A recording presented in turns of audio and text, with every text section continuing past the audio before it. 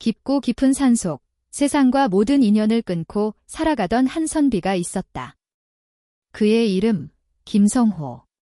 한때 뜨거운 붉은 심장으로 조정을 바로 세우고자 했으나 썩어 빠진 권력의 그림자에 지쳐 스스로를 이 첩첩산 중에 유배시킨 남자.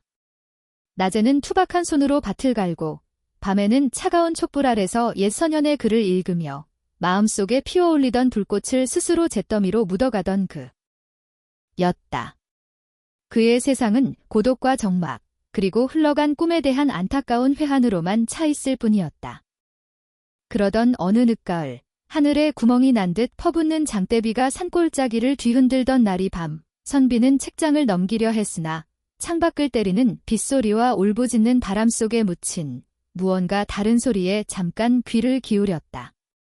마치 흐느끼는 것 같은 간절한 숨소리 같은. 이런 황야에 이 지독한 비 속에 누가 있으리 중얼거리며 호롱불을 밝혔지만 가슴 한구석이 불안하게 떨렸다. 그때였다. 문 너머로 비바람을 가르는 것이 아닌 힘겨이 스며들어오는 둔탁한 소리. 문을 긁는 소리. 아니, 차라리 누군가 마지막 힘을 다해 기대어 미는 것 같은. 성호는 망설임 없이 문을 열었다. 휘몰아치는 빛 속에 그의 눈동자에 비친 것은 흙탕물에 절어 흙범벅이 된 새끼 고양이보다도 더 작고 초라한 한 소녀의 모습이었다. 8살쯤 되어 보이는 그 아이는 한쪽 신발을 잃어버린 맨발로 떨고 있는 손으로는 이미 흠뻑 젖어 추위에 파랗게 질린 살점처럼 달라붙은 삼배옷자락을 부여잡고 있을 뿐이었다. 누구냐? 선비의 목소리에 소녀는 고개를 힘겹게 들었다. 그 눈은 여느 아이의 눈과 달랐다. 공포보다도 슬픔보다도 그 무엇보다 깊게 파인 절망으로 가득 차 이미 너무 많은 눈물을 다 흘려버린 듯 메말라 있었다.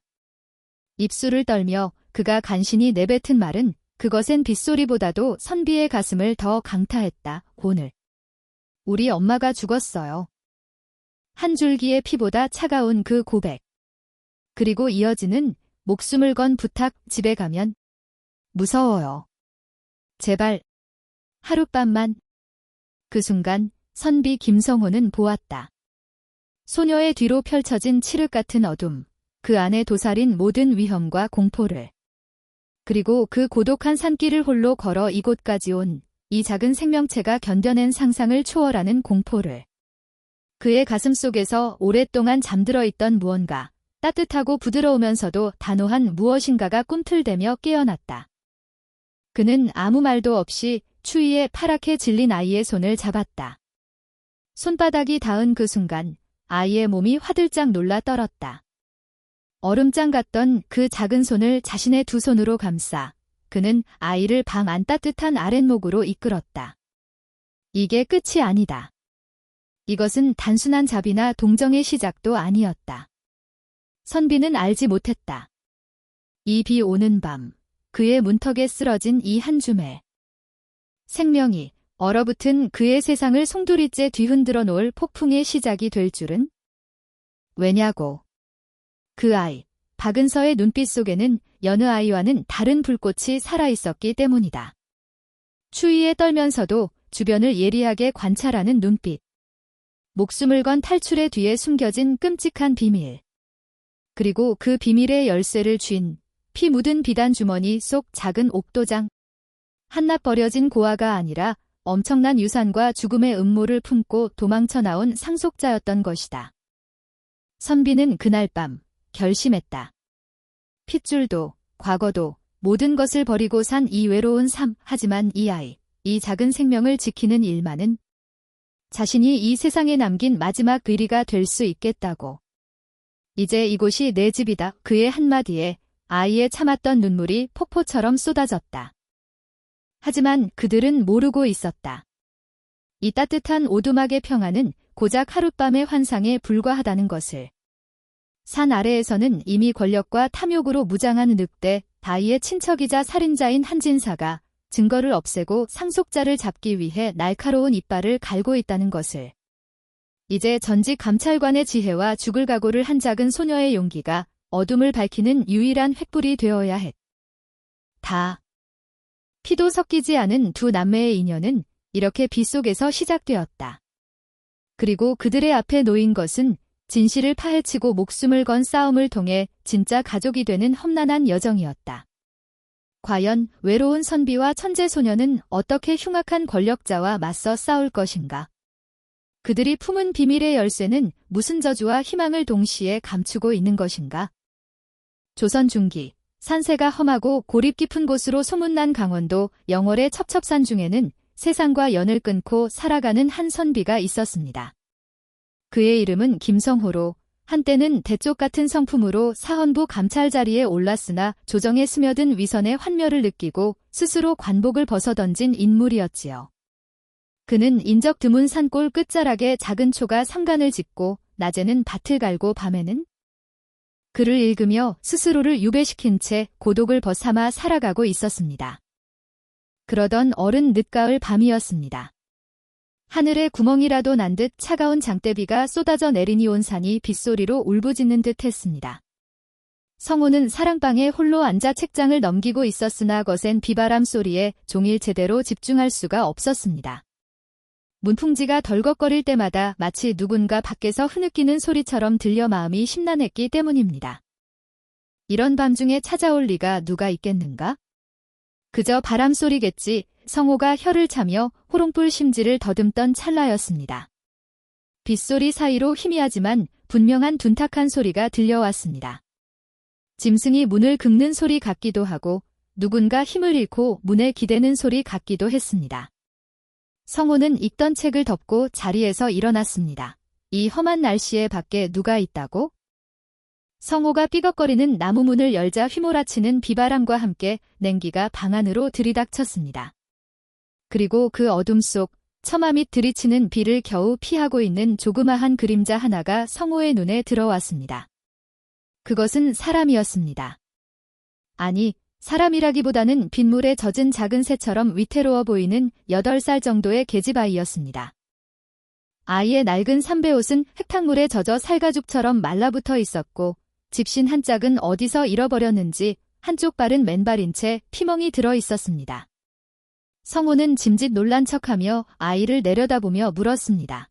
이 깊은 밤에 너는 네 집 아이인데 홀로 비를 맞고 있느냐? 성호의 물음에 아이는 입술을 달싹이다 겨우 목소리를 짜냈습니다. 빗소리에 묻힐 듯 작았으나 그 안에 담긴 슬픔은 천둥보다 무거웠습니다. 선비님, 오늘 우리 엄마가 죽었어요. 아이는 울지 않았습니다. 보통의 아이라면 목 놓아 울었을 상황이건만 아이의 눈은 이미 너무 많은 눈물을 흘려 말라버린 웅덩이처럼 차갑기만 했습니다. 성호는 순간 가슴 한구석을 쇠망치로 얻어맞은 듯한 충격을 받았습니다. 아이가 젖은 고사리 같은 두 손을 모아 빌며 말을 이었습니다. 아무도 없어요? 집에 가면 무서워요. 제발 하룻밤만 재워주시면 안 될까요? 밥은 안 주셔도 돼요? 그냥 구석에서 잠만 자고 갈게요. 아이는 엄마를 잃은 슬픔보다 당장의 추위와 어둠, 그리고 홀로 남겨졌다는 공포에 질려 있었습니다. 성호는 아이의 어깨 너머로 보이는 칠흑 같은 어둠을 보았습니다. 저 어린 것이 늑대가 우글거리는 이 산길을 홀로 걸어오며 얼마나 무서웠을지 감히 짐작조차 할 수 없었지요. 성호의 가슴 한구석에서 묵직한 것이 치밀어 올랐습니다. 그는 말없이 방 밖으로 나가 아이의 차가운 손을 덥석 잡았습니다. 얼음장처럼 차가운 손이 그의 온기에 움찔 놀라 떨렸습니다. 들어오거라. 추위에 떨지 말고 성호는 아이를 안아 일으켜 따뜻한 아랫목으로 데려가 앉혔습니다.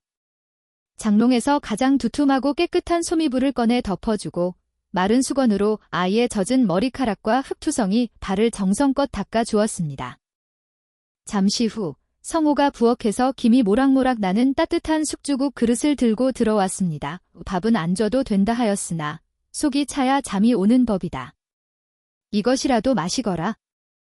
아이는 잠시 주저하다가 두 손으로 그릇을 받아들었습니다.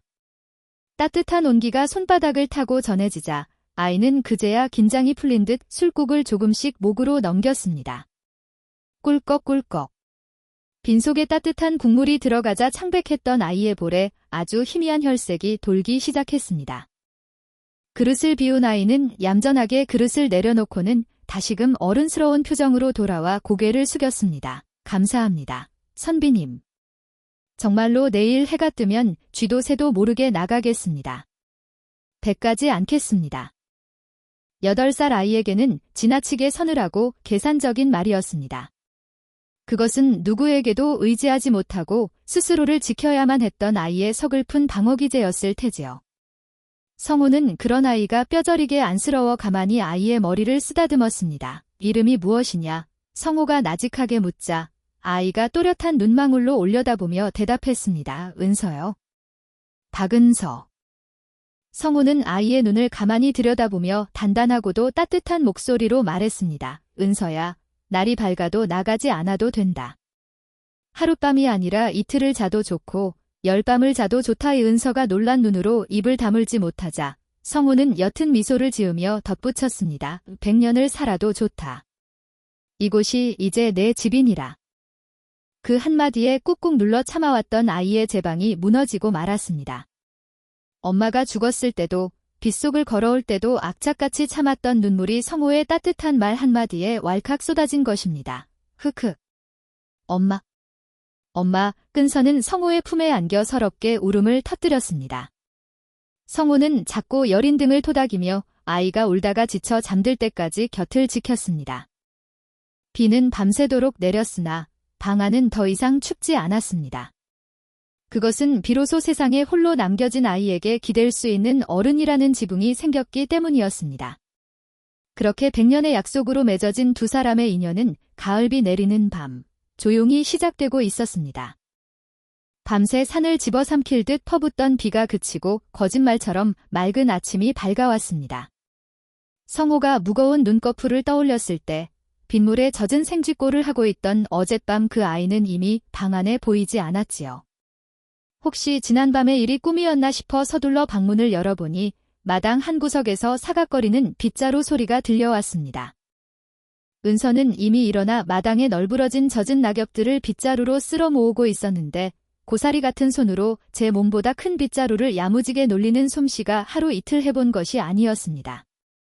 성우가 헛기침하며 마루로 나서자 아이가 빗자루를 내려놓고 공손하게 허리를 숙였습니다. 안녕히 주무셨습니까, 선비님? 은서가 또렷한 목소리로 아침 인사를 올리자 성우는 기특한 마음이 들어 고개를 끄덕였으나 곧 아이의 시선이 마루 한편에 놓인 서책에 머물러 있다는 것을 눈치챘습니다. 성우가 의아한 표정으로 물었습니다. 그래, 잘 잤느냐? 그런데 내가 그 책을 읽을 줄 아느냐? 성우의 물음에 은서는 잠시 머뭇거리더니 담담하게 대답했습니다.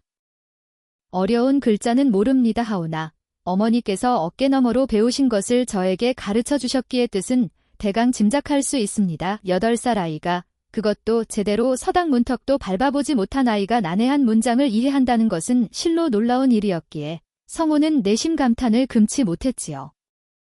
허나 그 평온함도 잠시 산 아래 마을에서 나무꾼 박씨가 장작을 납품하러 올라와 뜻밖의 소식을 전해주면서 깨지고 말았습니다. 박씨가 땀을 닦으며 말했습니다. 선비님, 글쎄 아랫마을 한명호 진사댁이 발칵 뒤집혔답니다. 재수씨가 역병으로 죽자마자 어린 조카가 겁을 먹고 도망을 쳤다지 뭡니까? 한진사 어른이 조카를 찾느라 심경이 전폐하고 계신다더군요. 참으로 덕망 높은 양반 아닙니까? 박씨는 혀를 차며 한진사의 갸륵한 마음씨를 칭송하고 내려갔습니다. 성우의 마음은 복잡해졌지요. 아이는 큰아버지가 무섭다고 했으나 세상의 평판은 그를 성인군자라 하고 있으니 혹시 아이가 충격 탓에 오해하고 있는 것은 아닐까 싶었던 것입니다. 성우는 찬마루에 앉아 은서를 불러 차분히 타일렀습니다. 은서야, 방금 들으니 내 큰아버지께서 너를 애타게 찾고 계신다더라. 심경까지 전폐하고 걱정하신다니 오해가 있다면 풀고 집으로 돌아가는 것이 도리에 맞지 않겠느냐. 그러자 순해 보이던 은서의 눈빛이 순식간에 돌변하여 입술을 꽉 깨물더니 고개를 세차게 저으며 단호하게 거절하는 것이 아니겠습니까? 싫어요. 죽어도 안 가요. 그곳은 사람 사는 곳이 아니에요. 은서가 몸서리를 치며 완강히 거부하자 성우는 짐짓 엄한 표정을 지으며 꾸짖었습니다. 어허. 핏줄이란 천륜인데 어찌 그리 모진 말을 하느냐? 내가 어려서 아직 죽음을 받아들이지 못하는 것이다. 성호의 꾸짖음에 은서는 억울한 듯 눈시울을 붉혔으나 이내 성인할 정도로 차분한 목소리로 반박했습니다. 천륜이 아니라 악연입니다. 선비님은 아무것도 모르십니다. 당돌한 아이의 대답에 성호가 말문이 막힌 틈을 타 은서가 충격적인 진실을 쏟아냈습니다. 사람들은 엄마가 역병으로 죽었다고 하지만 아니에요. 엄마는 피를 토하고 돌아가셨지만 그건 역병이 아니라 독 때문이었어요. 성호의 등골이 오싹해졌습니다. 아이의 눈은 거짓을 말하는 눈이 아니었습니다. 성호가 침을 꿀꺽 삼키며 그게 무슨 소리냐 고 묻자 은서는 떨리는 목소리를 가다듬으며 그날 밤의 끔찍한 기억을 끄집어냈습니다. 엄마가 돌아가시기 직전이었어요. 큰아버지가 엄마에게 탕약을 먹이셨는데 그 방에서 썩은 비린내가 진동을 했지요. 엄마가 약을 먹고 숨이 넘어가는데 큰아버지는 의원을 부르지 않으셨습니다. 은서의 주먹 쥔 손이 하얗게 질려 있었습니다. 대신 큰아버지는 품에서 종이 한 장을 꺼내시더니 숨이 끊어져가는 엄마의 손가락을 억지로 잡아 붉은 인주를 묻히셨지요. 엄마는 싫다고 고개를 저으셨지만 힘이 없었어요. 성호는 숨조차 쉴 수 없었습니다. 눈앞에 그 참혹한 광경이 그려지는 듯했기 때문입니다. 은서는 자신의 기억 속에 각인된 악마의 목소리를 흉내내며 마지막 한마디를 뱉었습니다. 그때 큰아버지가 종이에 엄마 지장을 찍으며 웃으셨어요. 아주 낮고 기분 나쁜 목소리로 이렇게 말씀하셨어요. 은서가 눈을 들어 성호를 똑바로 응시했습니다. 이제야 온전히 내 것이 되는구나.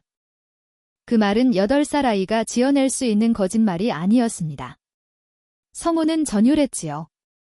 마을에서 존경받는 한진사의 인자한 가면 뒤에 숨겨진 탐욕스럽고 잔혹한 민낯을 이 작은 아이는 똑똑히 목격하고 기억하고 있었던 것입니다. 이것은 단순한 가출이 아니라 살려달라는 억울함을 풀어달라는 처절한 절규였으니 성호는 직감했습니다. 이 아이를 돌려보낸다면 그것은 아이를 호랑이 아가리로 밀어넣는 것과 다름없다는 사실을. 은서의 충격적인 고백을 들은 성호는 잠시 말을 잃고 멍한 채 허공을 응시했으나 그의 머릿속은 태풍이 휘몰아치듯 빠르게 돌아가기 시작했습니다. 마을 사람들이 칭송을 맞이 않는 한진사가 실은 재수를 독살한 인면수심의 괴물이라니 전직 감찰이었던 성호의 본능이 경고하고 있었습니다. 이 사건은 단순한 가정사가 아닌 끔찍한 강력범죄임을. 성호는 떨고 있는 아이의 어깨를 감싸 안으며 나직하게 물었습니다. 은서야, 내 말이 사실이라면 큰아버지가 너를 그토록 애타게 찾는 이유가 단순히 걱정되어서는 아닐 게다.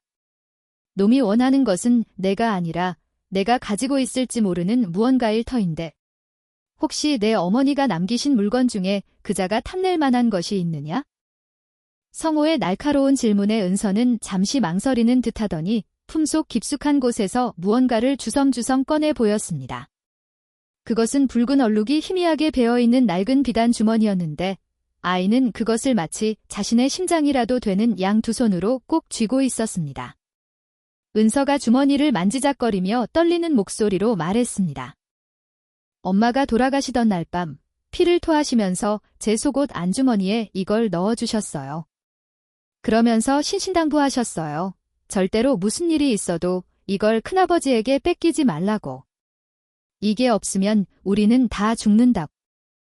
은서가 주머니 끈을 풀자 그 안에서 나온 것은 작은 옥도장이었습니다. 성우는 단번에 그것이 무엇인지 알아차렸습니다. 그것은 집안의 모든 재산권을 행사할 수 있는 인장, 즉 돈감보다 무서운 권력의 상징이었던 것입니다. 은서가 덧붙였습니다. 엄마가 돌아가시고 나서 큰아버지가 집안을 틈틈이 뒤지셨어요. 장롱도 넘치고 이불도 다 찢으면서 무언가를 찾으셨는데 그 눈빛이 꼭 굶주린 짐승 같아서 너무 무서웠어요. 성호는 그제야 모든 퍼즐이 맞춰지는 듯 무릎을 탁 쳤습니다. 한진사가 신경을 전폐하고 조카를 찾는다는 것은 핏줄에 대한 애정이 아니라 유산을 가로채기 위해 반드시 필요한 이 도장과 상속자인 아이가 사라졌기 때문이었지요. 만약 이대로 아이를 돌려보낸다면 한진사는 아이의 손을 빌려 도장을 찍게 한 뒤 가차없이 아이를 없애버릴 것이 불을 보듯 뻔했으니. 성호는 결심이 굳은 듯 자리에서 일어나 방안을 서성였습니다. 놈은 집한자다. 내가 살아있는 한, 그리고 그 도장이 내 손에 있는 한, 놈은 결코 포기하지 않을 것이다. 늑대를 피하려면 더 강한 사자의 품으로 들어가야 하는 법이지. 성호가 걸음을 멈추고 은서 앞에 무릎을 굽혀 눈높이를 맞췄습니다. 그리고는 세상에서 가장 진중하고 단단한 목소리로 제안했습니다. 은서야, 나와 약조 하나 하자. 나는 힘없는 늙은이에 불과하나 법으로 너를 지킬 방패는 되어줄 수 있다. 내 호적에 너를 입적하여 내 딸로 삼고 싶구나. 그리하면 그 누구도 심지어 내 큰아버지라 해도 함부로 너를 데려가지 못할 것이다. 은서는 성호의 말에 눈을 동그랗게 뜨고 숨을 멈췄습니다. 엄격한 양반 가문에서 피가 섞이지 않은, 그것도 도망쳐온 아이를 양녀로 들인다는 것은 가문의 족보를 더럽힌다는 비난을 감수해야 하는 실로 목숨을 건 결단이었기 때문입니다. 아이가 믿기지 않는다는 표정으로 되물었습니다. 저를 지켜주시는 겁니까? 저는 가진 것도 없고 오히려 선비님께 해만 끼칠 텐데요. 성호는 고개를 가로저으며 아이의 작은 손을 자신의 투박한 두 손으로 감싸 쥐었습니다. 아니다. 너는 이미 내게 귀한 것을 주었다. 죽어가던 내 마음에 사람을 살리고자 하는 불씨를 지펴주지 않았느냐? 내가 나의 아이가 되어준다면 나는 남은 생을 바쳐 너를 지키고 억울하게 돌아가신 내 어머니의 한을 풀어주마. 성호의 진심 어린 고백에 은서의 눈가에 다시금 물기가 차올랐습니다. 엄마가 떠나고 세상에 홀로 버려졌다고 생각했으나 신은 아이에게 또 다른 아버지를 선물해 주신 것입니다. 은서는 닭똥 같은 눈물을 뚝뚝 흘리며 성호의 품에 와락 안겼습니다. 아버지. 은서가 처음으로 성호를 아버지라 부르며 오열하자 성호 역시 붉어진 눈시울로 아이의 등을 쓸어내렸습니다. 그래, 내 딸아. 이제 아무 걱정 말 거라. 내 뒤에는 이 아비가 있다. 그날 오후 성호는 서둘러 관아로 향할 채비를 했습니다. 한진사가 손을 쓰기 전에 한시라도 빨리 입적 절차를 밟아야 했기 때문이지요. 성호는 먼지 쌓인 장롱 깊숙한 곳을 열었습니다. 그곳에는 그가 낙향할 때 봉인해 두었던 빳빳하게 풀먹인 도포와 갓이 고이 모셔져 있었습니다. 성호는 흙 묻은 베옷을 벗어던지고 정갈한 선비의 의관을 갖추었습니다. 옷을 갈아입는 그의 표정은 마치 전쟁터로 나가는 장수처럼 비장했습니다. 마지막으로 사헌부 감찰 시절 차고 다니던 신분패를 품에 넣으니 초라한 산골 훈장은 온데간데없고 서리빨 같은 기계를 뿜어내는 대쪽 감찰 김성호가 다시 세상 밖으로 걸어 나왔습니다. 성호는 문밖을 나서기 전 은서를 불러 문단속을 시켰습니다. 은서야, 잘 듣거라. 내가 돌아올 때까지 이 문을 절대 열어주어선 안 된다. 숟가락을 문고리에 이렇게 끼우면 밖에서는 열 수 없으니 꼭 걸어 잠그라. 그리고 만약 누군가 억지로 문을 부수려 들거든 부엌 뒷문 개구멍으로 빠져나와 산신당 뒤편 바위 틈에 숨어 있어야 한다. 성호의 꼼꼼하고도 절박한 당부에 은서는 비장한 표정으로 고개를 끄덕였습니다. 네, 아버지. 명심하겠습니다. 성호가 산을 내려가는 뒷모습을 보며 은서는 주먹을 꽉 쥐었습니다. 이제 더 이상 도망치기만 하는 약한 아이가 되지 않겠노라고. 아버지와 함께 저 추악한 큰아버지와 맞서 싸우겠노라고 다짐하면서 말입니다. 하지만 산 아래에서는 이미 늑대의 무리가 냄새를 맡고 서서히 성호의 오두막을 향해 다가오고 있었으니 폭풍전의 고요함은 그리 오래가지 않을 것이었습니다. 성호가 산 아래로 내려간 뒤 덩그러니 남겨진 오두막에는 무거운 정적만이 감돌았습니다. 은서는 아버지가 일러준 대로 숟가락을 문고리에 단단히 끼워 빗장을 걸고는 방구석에 웅크리고 앉아 숨조차 크게 쉬지 못하고 있었습니다. 산바람이 문풍지를 때릴 때마다 가슴이 철렁 내려앉았으나 아버지가 돌아올 때까지 버텨야 한다는 일념 하나로 쿵쾅거리는 심장을 다독이고 있었지요. 얼마나 시간이 흘렀을까요? 정오에 해가 기울어 그림자가 길어질 무렵 고요하던 산길에서 낙엽 밟는 소리가 들려왔습니다. 한 사람의 발소리가 아니었습니다. 여러 명이 거칠게 덤불을 헤치며 올라오는 소리. 그리고 그들 사이에서 들려오는 익숙하고도 끔찍한 목소리에 은서의 온몸이 사시나무 떨듯 떨려오기 시작했습니다. 허이, 산꼭대기에 이런 오두막이 있었을 줄이야. 쥐새끼가 숨기에는 딱 좋은 구멍이로군. 그것은 마을 사람들이 긴자하다 칭송을 맞이 않는 한진사, 바로 큰아버지 한명호의 목소리였습니다. 은서는 두 손으로 입을 틀어막고 방바닥에 납작 엎드렸습니다. 곧이어 마당에 들어선 발소리가 방문 앞에서 딱 멈춰 섰습니다. 뚫린 문풍지 구멍 사이로 빛발선 눈동자 하나가 방안을 훑는 것이 보였고 거대한 그림자가 방안을 집어삼킬 듯 넘실거렸지요. 한명호는 짐짓부드럽고 걱정스러운 목소리로 아이를 불렀습니다. 은서야, 이 안에 있는 거 다 안다. 내가 충격을 받아 집을 나갔다는 소식을 듣고 이 큰아버지가 얼마나 애를 태웠는지 아느냐? 자, 어서 문을 열거라. 맛있는 떡과 고기를 가져왔으니 집에 가자꾸나. 그 목소리는 마치 꿀을 바른 듯 달콤했으나 은서의 귀에는 쇠를 긁는 소리보다 더 소름 끼치게 들렸습니다. 엄마에게 독약을 먹일 때도 그는 저렇게 다정한 목소리를 하고 있었기 때문입니다. 은서가 아무런 대답도 없이 숨을 죽이고 있자 밖에서는 잠시 침묵이 흘렀습니다. 그러더니 한명호의 목소리에서 웃음기가 싹 가시고 본색을 드러낸 짐승의 으르렁거림이 들려왔습니다. 이런 앙큼한 것 같으니라고. 어른이 말하면 대답을 해야 할 것 아니냐? 당장 문을 열지 못하겠느냐? 한명호가 소리를 지르며 문을 쾅 하고 걷어찼습니다. 낡은 나무 문이 부서질 듯 요란한 소리를 내며 흔들렸고 문고리에 끼워둔 숟가락이 위태롭게 덜걱거렸습니다. 은서는 공포에 질려 눈물을 흘리면서도 아버지가 일러준 대로 부엌 뒷문 쪽으로 살금살금 기어가기 시작했습니다. 문이 부서지면 개구멍으로 도망쳐야 했으니까요. 한명호는 조카가 문을 열 기미가 보이지 않자 함께 온 하인들에게 명령했습니다. 멍하니 섰느냐? 당장 저 문짝을 뜯어내라. 난 오늘 저 건방진 계집애의 머리채를 잡아서라도 끌고 갈 것이다. 하인들이 예 하고 대답하며 문을 부수기 위해 달려들려는 찰나였습니다. 산 아래쪽에서 호랑이의 포효와도 같은 우렁찬 호통소리가 천지를 뒤흔들었습니다. 멈추어라. 남의 집에서 이게 무슨 행패란 말이냐. 그 서슬퍼런 기세에 하인들이 주춤하며 뒤를 돌아보았습니다. 그곳에는 방금 관하에서 돌아온 김성호가 서 있었습니다. 그런데 그의 모습은 평소의 초라한 훈장이 아니었습니다.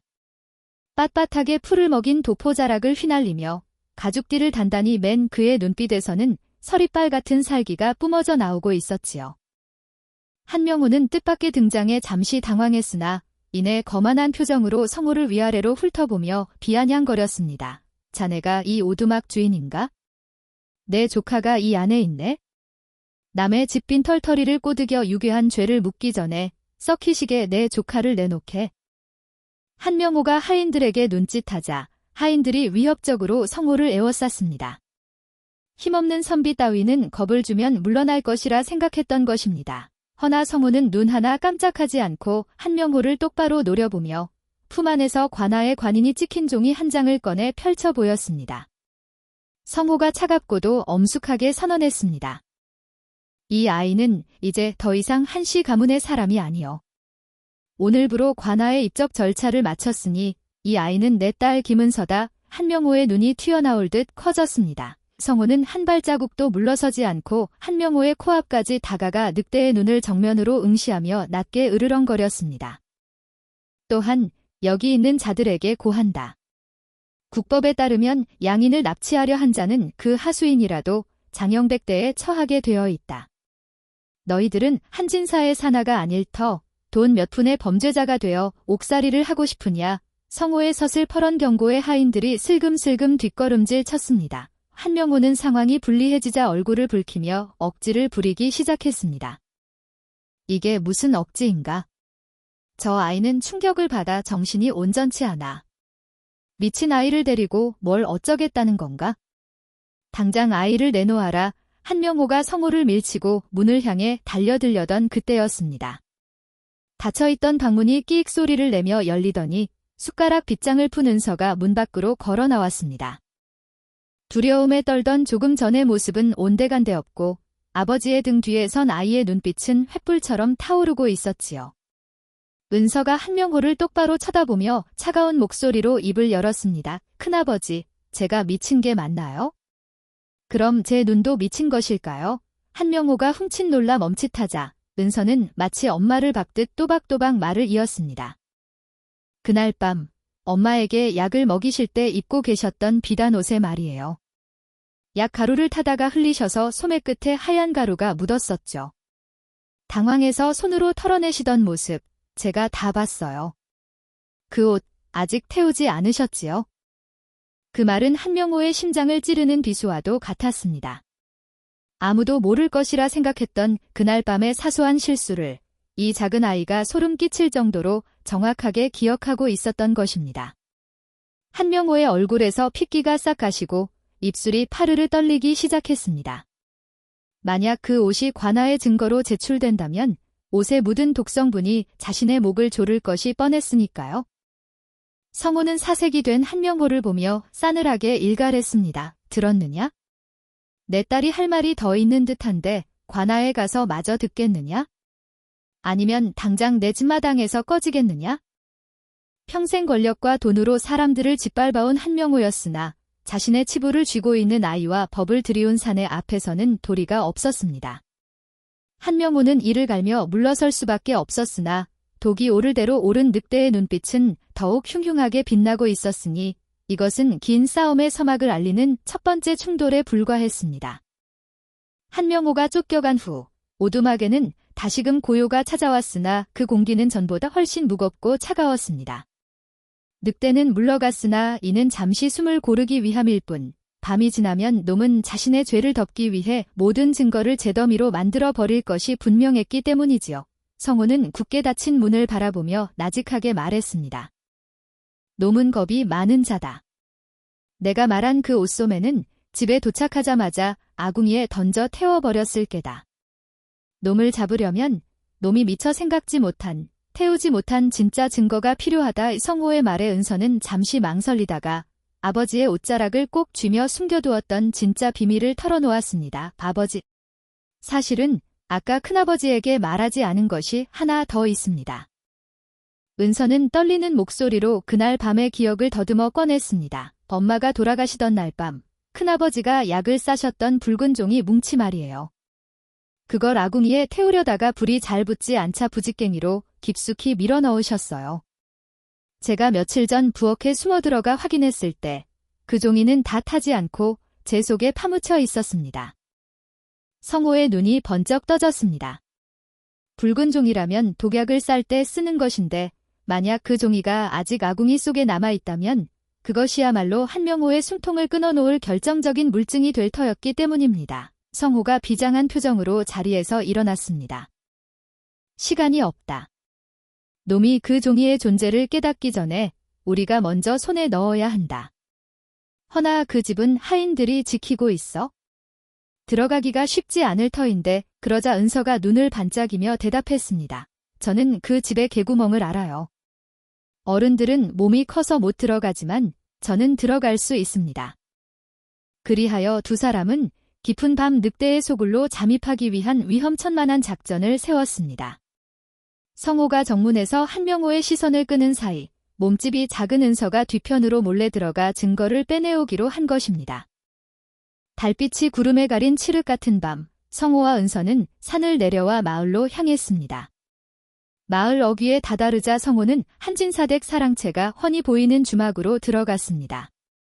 예상대로 한명호는 낮에 수모를 잊으려는 듯 하인들을 물리고 홀로 술독에 빠져 있었지요. 성호는 짐짓 여유로운 척 한명호의 옆자리에 앉으며 술병을 탁 내려놓았습니다. 술맛이 꽤 쓰겠소. 한진사. 한명호가 화들짝 놀라 돌아보니 낮에 보았던 그 서슬퍼런 김성호가 앉아있는 것이 아니겠습니까? 한명호가 얼굴을 찌푸리며 소리쳤습니다. 내 놈이 감히. 여기가 어디라고. 성호는 태연하게 술잔을 채우며 한명호의 말을 끊었습니다. 내 딸의 짐을 챙기러 왔다가 진사 어른이 계시기에 인사나 드리러 왔소. 그래, 낮에 말한 그 옷소매는 잘 태우셨소. 냄새가 꽤 고약했을 텐데 성호가 옷의 이야기를 꺼내자 한명호의 시선이 흔들리며 성호에게 고정되었습니다. 그가 당황하여 성호와 입씨름을 벌이는 사이 담벼락 뒤편 어둠 속에서는 작은 그림자 하나가 움직이고 있었지요. 은서는 익숙한 흙담 아래 자풀로 가려진 작은 개구멍 앞에 엎드렸습니다. 심장이 쿵쾅거려 입 밖으로 튀어나올 것 같았으나 아버지가 시간을 벌어주는 지금이 아니면 기회는 없었다는 생각 하나로 용기를 냈습니다. 엄마를 죽인 저 사람을 내 손으로 꼭 벌 받게 할 거야. 나는 할 수 있어? 은서는 숨을 멈추고 좁은 구멍 사이로 몸을 밀어 넣었습니다. 거친 돌멩이가 무릎을 긁고 흙먼지가 눈에 들어갔지만 은서는 멈추지 않고 뱀처럼 꿈틀대며 마당 안으로 기어들어갔습니다. 다행히 하인들은 모두 한명호를 기다리느라 대문 쪽에 몰려 있었고 안채로 통하는 부엌 쪽은 쥐 죽은 듯 조용했습니다. 구들문을 살짝 열자 엄마와 함께했던 추억이 서린 익숙한 냄새가 훅 끼쳐왔습니다. 은서는 울컥하는 마음을 다잡고 까치발로 아궁이 앞으로 다가갔습니다. 차갑게 식은 아궁이 속은 칠흑 같은 어둠이었지요.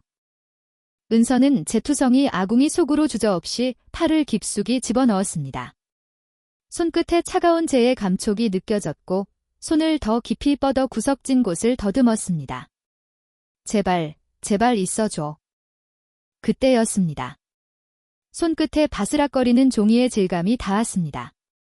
은서가 조심스레 그것을 꺼내 들고 달빛에 비춰보니 불에 그을려 반쯤 타다 남았으나 선명한 붉은색이 남아있는 종이 뭉치였습니다.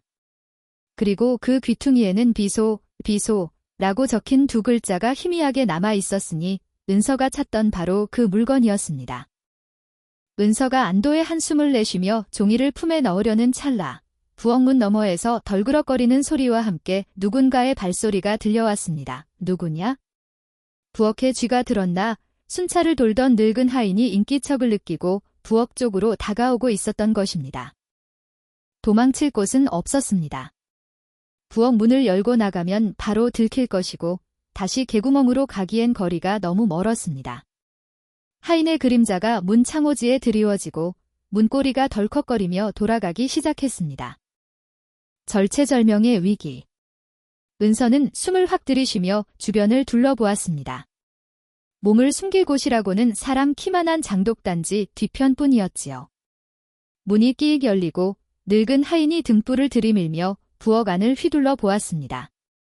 분명 무슨 소리가 났는데 하인은 고개를 갸우뚱거리며 아궁이 쪽으로 걸어왔습니다. 은서는 항아리 뒤에 납작 엎드려 제 입을 틀어 막았습니다. 하인의 집신이 은서의 코앞까지 다가왔고 등불의 불빛이 하인의 그림자를 길게 늘어뜨렸습니다. 조금만 더 고개를 숙이면 은서가 발각되는 것은 시간 문제였지요. 그때 대문 밖 주막 쪽에서 성호의 큰 웃음소리와 함께 와자지껄한 소란이 들려왔습니다. 하하. 한진사, 술이 과하십니다. 그려. 그 소리에 하인이 훔칫 놀라며 고개를 돌렸습니다. 주인님 목소리 아닌가? 무슨 일이 났나 보군. 하인은 혀를 차며 서둘러 부엌을 빠져나갔습니다. 성호가 적절한 때에 소란을 피워 은서를 구해준 것입니다. 하인이 멀어지는 소리를 듣자마자 은서는 품속에 붉은 종이 뭉치를 단단히 안고 다시 개구멍을 향해 전력으로 기어가기 시작했습니다. 개구멍을 빠져나온 은서는 흙투성이가 된 얼굴을 닦을 생각도 하지 못한 채 어둠 속에 숨어 기다리던 아버지의 품으로 뛰어들었습니다. 아버지. 찾았어요. 성호는 떨고 있는 아이를 와라 끌어안았습니다. 은서의 손에 들린 그을린 붉은 종이. 그것은 탐욕스러운 늑대의 목을 조를 올가미이자 억울하게 죽은 어미의 한을 풀어줄 희망의 불씨였습니다. 이제 모든 준비는 끝났습니다. 성호와 은서는 서로를 마주보며 비장한 미소를 지었으니 날이 밝으면 시작될 통쾌한 반격을 예고하는 신호탄이었습니다. 날이 밝자마자 성호는 밤새 확보한 붉은 종이 뭉치를 관아에 바로 들고 가는 대신 더 크고 확실한 그물을 짜기 시작했습니다. 이 종이가 결정적인 물증임은 분명했으나 산전수전 다 겪은 전직 감찰의 눈에는 아직 2% 부족해 보였기 때문이지요. 교활한 한명호라면 미친 조카가 앙심을 품고 훔쳐간 종이의 멋대로 글자를 써넣어 나를 모함한다고 잡아댈 구실이 분했기 때문입니다. 성호는 먹을 가는 정갈한 글씨로 서찰 한 통을 써 내려갔습니다. 수신이는 바로 현고을 사또였는데 그는 성호가 사헌부 감찰 시절 직접 가르쳤던 아끼던 후배였기에 누구보다 성호의 뜻을 잘 헤아려줄 인물이었습니다. 성호가 서찰을 봉하며 비장한 표정으로 은서에게 말했습니다. 은서야, 사냥을 할 때는 짐승을 몰아넣어야 한다. 놈이 불안에 떨다 스스로 제 발등을 짚게 만들어야 하느니라. 내가 귀에 바람을 좀 불어넣어야겠다. 은서는 아버지의 뜻을 단박에 알아차리고 고개를 끄덕였습니다. 그날 오후 평화롭던 마을 장터와 빨래터에는 기이하고도 섬뜩한 노래가 돌림병처럼 퍼지기 시작했으니 그것은 은서가 동네 꼬마들에게 엿을 나눠주며 가르쳐준 동요였습니다. 별표 빨간 종이 태우려다 도깨비 불만 났네. 형님 죽인 붉은 가루 주머니에 있나? 한진사댁 아궁이에 억울한 귀신이 산다네. 별표. 아이들은 그 뜻도 모르고 해맑게 흥얼거렸으나 어른들의 반응은 달랐습니다. 며칠 전 한진사댁에서 재수씨가 급사한 일과 맞물려 노래 가사는 삽시간에 사람들의 의심을 증폭시키는 기폭제가 되었지요. 자네, 그 노래 들었나? 붉은 가루라면 독약을 말하는 것 아닌가? 아니 될 말이지. 굴뚝에 연기 날까? 한진사댁 아궁이 얘기가 나오는 걸 보면 심상치 않아.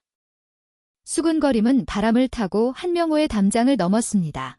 사랑채에서 술로 불안을 달래던 한명호는 밖에서 들려오는 아이들의 노래소리에 소스라치게 놀라 술잔을 떨어뜨리고 말았습니다. 저 망할 놈의 노래가 당장 멈추지 못할까? 한명호가 안마당으로 뛰쳐나가 하인들에게 고래고래 소리를 질렀습니다. 하인들이 빗자루를 들고 나가 아이들을 쫓으려 했으나 아이들은 도깨비가 시켰어요 라며 혓바닥을 내밀고는 요리조리 골목길로 도망쳐 버릴 뿐이었습니다. 한명호의 등골을 타고 흐르는 식은땀은 멈추지 않았습니다. 어제 그 망령난 계집애가 했던 말과 오늘 들려오는 노래 가사가 너무나도 절묘하게 맞아떨어지고 있었기 때문입니다. 한명호는 마당에 핀 붉은 맨드라미 꽃만 봐도 경기를 일으킬 정도로 신경이 쇠약해져 갔습니다. 마치 누군가 자신의 일거수일투족을 감시하고 자신의 목을 조여오고 있다는 공포가 엄습했기 때문이지요. 설마. 아니겠지. 불안감을 이기지 못한 한명호는 미친 사람처럼 부엌으로 달려가 떨리는 손으로 차가운 아궁이 속을 마구잡이로 파헤쳤습니다. 손톱 밑이 새카맣게 되도록 뒤졌으나 분명 그 자리에 밀어넣었던 붉은 종이 뭉치는 온데간데없고 흩날리는 재가루만 그의 얼굴을 덮을 뿐이었지요. 의학이. 쥐새끼 같은 녀석이. 한명호는 그제야 자신이 철저히 농락당했음을 깨닫고 비명을 질렀습니다. 어젯밤 김성호가 찾아와 옷 이야기를 하며 시선을 끄는 사이 은서가 뒤로 들어와 훔쳐간 것이 분명했다. 이제 그 종이가 관아로 넘어가는 것은 시간 문제였습니다. 한명호는 공포에 질려 방안을 서성이다가 이내 도깨불 같은 눈을 번뜩였습니다. 그래. 종이 쪼가리 하나로는 부족해. 놈들도 그걸 알기에 아직 관아에 가지 않고 노래나 퍼뜨리는 거야? 물증이 있어도 그걸 내가 아니라고 하면 그만이지. 한명호가 스스로를 위로하며 억지로 침착함을 되찾으려던 그때였습니다. 대문 밖에서 거지 차림을 한 사내가 기웃거리며 하인과 신경전을 벌이는 소리가 들려왔습니다. 나으리, 한진사 나으리께 급히 전할 말이 있어 왔습니다. 장터 국밥집에서 들은 얘긴데 아주 중요한 거라 평소 같았으면 당장 쫓아냈을 터이나 장터라는 말에 귀가 번쩍 뜨인 한명호는 하인을 물리고 거지를 안으로 들였습니다. 거지는 굽신거리며 한명호의 귀에 대고 은밀하게 속삭였습니다. 글쎄, 약방을 하는 최 노인 있지 않습니까? 그 양반이 아까 대낮부터 술이 거나하게 취해서는 포졸들에게 뭔가 장부를 보여주면서 떠들고 있지 뭡니까? 내가 한진사한테 뭘 팔았는지 알면 기절초풍할 걸 이러면서 말입니다요. 그 말을 듣는 순간 한명호의 머릿속에서 툭 하고 이성의 끈이 끊어지는 소리가 났습니다. 거지가 한 말은 성호가 심어놓은 거짓 정보였으나 이미 의심의 굴레에 사로잡힌 한명호에게는 청천벽력과도 같은 사실로 받아들여진 것입니다. 한명호가 사색이 되어 소리쳤습니다. 뭐라? 그 늙은이가 배신을 해. 한명호는 거지에게 엽전 몇 푼을 던져주며 내쫓은 뒤 벌벌 떨리는 손으로 장롱을 열었습니다. 붉은 종이가 발견된 마당에 약방 주인이 장부까지 들고 관아에 가서 한진사에게 비소를 팔았다고 증언한다면 그것으로 자신의 목숨은 끝장이었다. 안 돼. 절대로 안 돼. 내 몸으로 어떻게 모은 돈인데. 내가 그 집구석을 삼키려고 얼마나 공을 들였는데. 이미 이성을 잃은 한명호는 최악의 악수를 두고 말았습니다. 그는 장롱 깊숙한 곳에서 전대를 꺼내 챙기고 품속에는 날카로운 비수를 숨기며 중얼거렸습니다. 오늘 밤이다. 오늘 밤 그 늙은이의 입을 영원히 막아야 해. 장부를 없애고 그 늙은이를 멀리 보내버리거나 아니면 아주 없애버려야지. 어둠이 짙게 깔리자 한명호는 검은 사갓을 깊게 눌러쓰고 도둑고양이처럼 몰래 뒷문을 빠져나갔습니다. 허나 그는 꿈에도 모르고 있었습니다. 산꼭대기 오두막에서 매의 눈으로 자신을 내려다보고 있는 사냥꾼이 있다는 사실을 말이지요. 성호는 멀리서 한명호의 은밀한 움직임을 포착하고는 차분하게 가끈을 매만졌습니다. 품 안에는 방금 도착한 사또의 답신이 들어 있었습니다. 선배님 말씀대로 오늘 밤 약방 주변의 포졸들을 매복시켜 두었습니다. 성호는 은서에게 등불을 건네며 낮게 말했습니다. 짐승이 굴을 나왔구나. 미끼를 덥석 물었으니 이제 낙타채는 일만 남았다. 성호와 은서는 미리 준비해둔 등불을 챙겨 들고 한명호가 향하는 약방 골목으로 조용히 그러나 신속하게 발걸음을 옮겼습니다. 제 발로 호랑이 아가리에 들어가는 줄도 모르고 허둥지둥 달려가는 늑대의 뒤를 사자와 어린 딸이 그림자처럼 쫓고 있었으니 길고 길었던 악연의 고리를 끊어낼 심판의 순간이 다가오고 있었습니다. 달빛조차 숨을 죽인 야심한 밤, 약방 골목의 정적을 깨뜨린 것은 다급하게 문을 두드리는 소리였습니다. 한명호는 주위를 두리번거리며 약방 문을 거칠게 흔들어댔고 잠결에 깬 최 노인이 부스스한 얼굴로 문을 열자마자 멱살을 잡고 안으로 밀쳐 들어갔습니다. 이 늙은이가 노망이 났나? 감히 내 뒤통수를 쳐? 관아에 가서 뭘 불었어? 장부는 어디 있어? 한명호가 짐승처럼 으르렁거리며 을러대자 영문을 모르는 최 노인은 겁에 질려 파랗게 질린 얼굴로 손사래를 칠 뿐이었습니다. 나으리. 그게 무슨 말씀이십니까요? 저는 아무 말도 하지 않았습니다. 억울합니다. 한명호는 최 노인의 말이 귀에 들어오지 않았습니다. 이미 의심이 확신으로 굳어진 그는 품에서 번뜩이는 비수를 꺼내들고 최 노인의 목을 겨누며 협박했지요. 시끄럽다. 당장 그 장부 내놔. 그리고 내 눈앞에서 사라지지 않으면 오늘이 내 제삿날이 될 줄 알아라. 한명호의 살기가 약방 안을 가득 채우던 바로 그 순간이었습니다. 굳게 닫혀있던 약방의 뒷문과 창문이 동시에 활짝 열리더니 어둠 속에서 수십 개의 횃불이 대낮처럼 환하게 켜지며 약방을 에워쌌습니다. 멈추어라. 내 이놈 한명호, 현행범으로 체포한다. 우렁찬 호통 소리와 함께 관아의 포졸들이 들이닥쳤습니다. 한명호가 소스라치게 놀라 뒤를 돌아보니 그곳에는 관복을 입은 사또와 뒷짐을 지고 서 있는 김성호가 싸늘한 눈빛으로 자신을 내려다보고 있는 것이 아니겠습니까? 한명호는 비수를 떨어뜨리며 털썩 주저앉았습니다. 이게 무슨 함정이다. 이건 함정이야. 한명호가 발악했으나 이미 때는 늦었습니다. 포졸들은 순식간에 한명호를 결박하여 관아의 형틀마당으로 끌고 갔습니다. 한밤중의 소란에 잠에서 깬 마을 사람들이 하나 둘씩 관아 마당으로 모여들었고 횃불 아래 즉결 심판이 열리게 되었지요. 사또가 형틀에 묶인 한명호를 내려다보며 엄하게 물었습니다. 죄인 한명호는 듣거라. 너는 형수되는 이를 독살하고 그 죄를 덮으려 약방 주인을 협박한 혐의를 받고 있다. 내 죄를 인정하느냐? 그러자 한명호는 억울하다는 듯 고개를 세차게 저으며 소리쳤습니다. 사또 나으리. 억울합니다. 저는 그저 약방의 외상값을 갚으러 갔을 뿐입니다. 저 김성호라는 자가 미친 조카를 앞세워 저를 모함하는 것입니다. 끝까지 발뺌하는 한명호의 뻔뻔함에 지켜보던 마을 사람들도 혀를 찼습니다. 성호는 한심하다는 듯 혀를 차며 품에서 붉은 종이 뭉치를 꺼내 사또에게 바쳤습니다. 사또, 여기 증거가 있습니다. 이것은 범인이 재수 씨를 독살할 때 사용한 비소 가루가 묻은 종이입니다. 피고의 집 아궁이 제 속에서 발견된 것이지요. 붉은 종이를 본 한명호의 동공이 지진이 난 듯 흔들렸으나 그는 마지막 발악을 멈추지 않았습니다. 거짓말입니다. 그건 저 아이가 훔쳐가서 조작한 겁니다. 어린애가 앙심을 품고 붉은 물감을 칠해놓고는 독이라고 우기는 겁니다. 증거 있습니까? 제가 그걸 썼다는 증거가 있냐 말입니다. 한명호의 고함 소리가 마당을 울렸습니다. 분위기가 잠시 술렁거릴 때 사또 옆에 조용히 서 있던 성호가 은서에게 눈짓을 보냈습니다. 은서는 천천히 그러나 당당하게 증인석으로 걸어 나왔습니다. 수백 개의 눈동자가 작은 아이에게 쏠렸으나 아이는 더 이상 두려움에 떨던 어제의 꼬마가 아니었습니다. 은서는 한명호를 똑바로 응시하며 입을 열었습니다. 큰아버지, 증거를 원하시나요?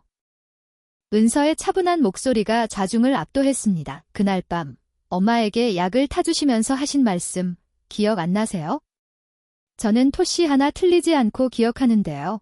한명호의 얼굴이 창백해졌습니다. 은서는 마치 그날 밤으로 돌아간 듯 한명호의 목소리 톤과 억양까지 똑같이 흉내내며 을조리기 시작했습니다.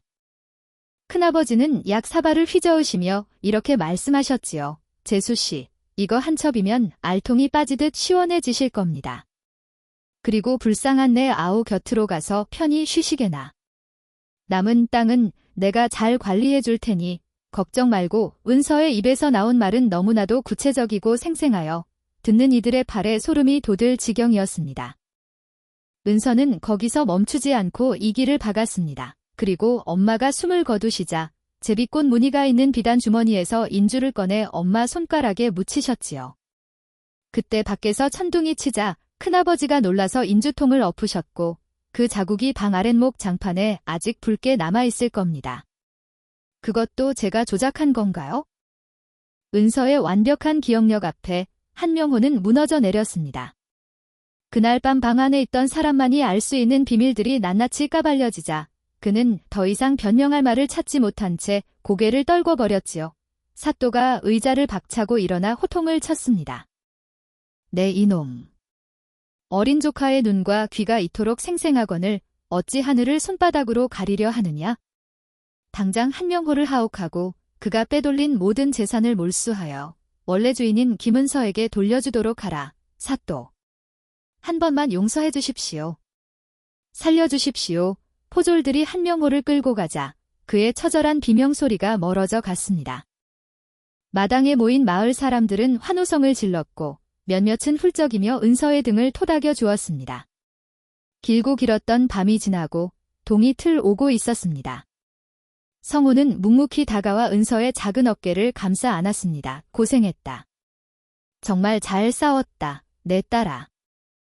은서는 그제야 참았던 긴장이 풀린 듯 다리에 힘이 풀려 주저앉으며 아버지의 품에 안겨 소리 없이 눈물을 흘렸습니다. 그것은 슬픔의 눈물이 아니라 억울하게 죽은 엄마를 위한 진노의 곡이자 새로운 시작을 알리는 정화의 눈물이었지요. 아기는 심판받았고 잃어버렸던 정의는 제자리를 찾았으니 이제 두 사람에게는 따뜻한 봄날만이 기다리고 있는 듯 했습니다. 모진 비바람이 휩쓸고 지나간 자리에는 언제나 더 맑고 고운 햇살이 비치는 법입니다. 한명호가 죄값을 치르러 머나먼 유배지로 떠난 후 고을에는 다시금 평화가 찾아왔으나 그 공기는 이전과는 사뭇 달랐습니다. 탐욕스러운 늑대가 사라진 자리에는 정의라는 훈풍이 불어오고 있었기 때문이지요. 관아의 판결로 은서는 잃어버렸던 모든 재산을 되찾았습니다. 으리으리한 기와집과 끝없이 펼쳐진 논밭이 모두 8살 은서의 명의로 돌아왔으나 정작 은서의 표정은 그리 밝지만은 않았습니다. 텅 빈 대청마루에 앉아 있어도 더 불러줄 엄마가 없다는 사실이 거대한 집의 정적을 통해 뼈저리게 느껴졌기 때문입니다. 은서는 가장 먼저 집문서와 땅문서를 챙겨들고 소장농들이 모여 사는 아랫마을 향했습니다. 사람들은 어린 주인이 깐깐하게 밀린 소장료를 거두러 왔으려니 하고 잔뜩 겁을 먹고 있었으나 은서가 내린 결정은 모두의 예상을 뒤엎는 것이었습니다. 은서는 마을 정자나무 아래 모인 어르신들에게 정중히 허리를 숙이며 말했습니다. 어머니께서는 늘 말씀하셨습니다. 곡식은 채울수록 무거워지지만 마음은 나눌수록 가벼워진다고요. 오늘부로 소장료를 반으로 줄이고 흉년이 든 해에는 받지 않겠습니다. 그것이 돌아가신 제 어머니의 뜻일 것입니다. 그 말에 평생 허리가 휘도록 일만 했던 농부들은 서로의 얼굴을 쳐다보며 믿을 수 없다는 표정을 지었습니다. 개중에는 은서의 손을 잡고 버리나 씨가 보살이십니다. 어머니가 하늘에서 기뻐하실 겁니다. 하며 눈물을 훔치는 노인도 있었지요. 은서의 파격적인 결정은 단순한 선심이 아니라 어머니가 남긴 사랑을 이웃들과 나누며 상처를 치유해 가는 과정이었습니다. 마을 일을 정리한 은서는 성호와 함께 산중턱에 있는 엄마의 묘소를 찾았습니다. 자풀이 무성하게 자라있던 봉분 앞에는 누군가 가져다 놓은 들꽃 몇 송이가 시들어 있었지요. 은서는 그 앞에 털썩 주저앉아 거친 손으로 무덤의 풀을 뜯어내기 시작했습니다. 엄마. 나왔어. 은서의 목소리가 가늘게 떨렸습니다. 지난 며칠간 큰아버지와 맞서 싸우느라, 증거를 찾느라, 재판장에 서느라 독하게 마음먹고 참아왔던 긴장의 끈이 툭 하고 끊어지는 순간이었습니다. 내가 다 찾았어. 엄마, 억울한 거 내가 다 풀었어. 큰아버지도 벌 받게 했고 뺏긴 땅도 다 찾았어. 그런데 은서는 무덤의 흙을 움켜쥐며 그동안 억눌러왔던 울음을 토해내기 시작했습니다. 그런데 엄마가 없잖아. 나 너무 무서웠어. 밤에 혼자 개구멍 들어갈 때도 무서웠고 관아에서 사람들이 쳐다볼 때도 무서웠어. 엄마가 너무 보고 싶었어. 8살 아이가 감당하기에는 너무나 가혹했던 시간들이었습니다. 꼬마 행보원도 당찬 상속자도 아닌 그저 엄마 품이 그리운 아이로 돌아간 은서는 목 놓아 통곡했습니다. 산새들도 숨을 죽일 만큼 서러운 울음소리가 산자락을 메웠습니다. 그 뒤에서 묵묵히 지켜보던 성호의 눈시울도 붉어졌습니다. 그는 천천히 다가와 작게 떨리고 있는 은서의 등을 넓은 품으로 감싸 안았습니다. 그래, 안다. 내가 안다. 내가 얼마나 무서웠을지, 얼마나 힘들었을지. 이 아비가 다 안다. 성호는 아이를 품에 꼭 안고 등을 쓸어내리며 뜨거운 눈물을 삼켰습니다. 은서야, 너는 정말 대견한 아이다. 어른도 하기 힘든 일을 내 작은 몸으로 해내지 않았느냐? 하늘에 계신 내 어머니도 지금 너를 보며 기특하여 눈물을 흘리고 계실 게다. 성호는 은서의 눈물범벅이 된 얼굴을 두 손으로 감싸고 흔들림 없는 눈빛으로 아이와 눈을 맞췄습니다. 이제는 혼자 울지 말 거라. 내 어머니를 다시 살려낼 수는 없으나 그 빈자리가 느껴지지 않도록 내가 너의 진짜 아비가 되어주마. 비록 피는 섞이지 않았으나 내 남은 생을 다 바쳐 너를 귀하게 키울 것이다. 성호의 목소리에는 천금보다 무거운 진심이 담겨 있었습니다. 앞으로는 무서운 일이 있으면 내 뒤에 숨거라. 힘든 일이 있으면 내게 기대거라. 우리 진짜 가족이 되어 잘 살아보자구나. 알겠느냐? 아버지의 따뜻한 고백에 은서는 성호의 품에 얼굴을 묻고 고개를 끄덕였습니다. 차가운 흙바닥 위였으나 두 사람을 감싸는 온기만큼은 세상 그 어느 아랫목보다 따뜻했습니다. 한참을 울고 난 은서의 마음에는 비로소 맑은 바람이 불어왔습니다. 산을 내려오는 길, 은서는 성호에게 넌지시 물었습니다. 아버지, 저 큰 기와집은 어찌할까요? 저는 그 집이 싫습니다. 너무 넓고 추워요. 성호가 빙그레 웃으며 대답했습니다. 집이 크다고 행복한 것은 아니지. 사람의 온기가 채워져야 비로소 집이라 할 수 있는 법이다. 내 마음이 내키지 않는다면 억지로 들어갈 필요 없다. 저 집은 마을 사람들을 위한 서당이나 쉼터로 내어주는 것이 어떻겠느냐? 좋아요. 아버지 말씀대로 할게요. 저는 아버지 오두막이 제일 좋아요. 좁아도 아버지 냄새가 나고 따뜻하니까요. 은서가 해맑게 웃으며 성호의 손을 잡고 붕붕 흔들었습니다. 성호는 그런 은서가 사랑스러워 견딜 수 없다는 듯 머리를 쓰다듬어 주었지요. 음력 장터에 다다르자 성호는 삼짓돈을 털어 분홍색 꽃신 한 켤레를 샀습니다. 흙투성이었던 은서의 맨발에 고운 꽃신을 신겨주며 성호는 다시 한번 다짐하듯 말했습니다. 참으로 곱구나. 이제 이 꽃신 꽃길만 걷거라. 가시밭길은 이 아비가 먼저 밟고 지나갈 테니 너는 그저 예쁜 것만 보고 좋은 것만 배우거라. 은서는 꽃신을 신고 콩콩 뛰어보더니 성호를 올려다보며 눈을 반짝였습니다. 아버지, 저 소원이 하나 더 생겼어요. 저도 아버지처럼 글을 읽고 싶어요. 세상의 이치를 배워서 저처럼 힘없고 억울한 사람들을 지켜주는 훌륭한 사람이 되고 싶어요.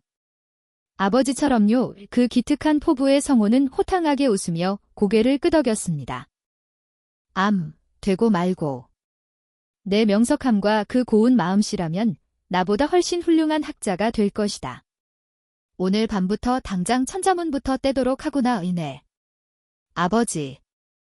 두 사람은 서로의 손을 꼭 잡고 해가 서쪽으로 저물어가는 산길을 올랐습니다.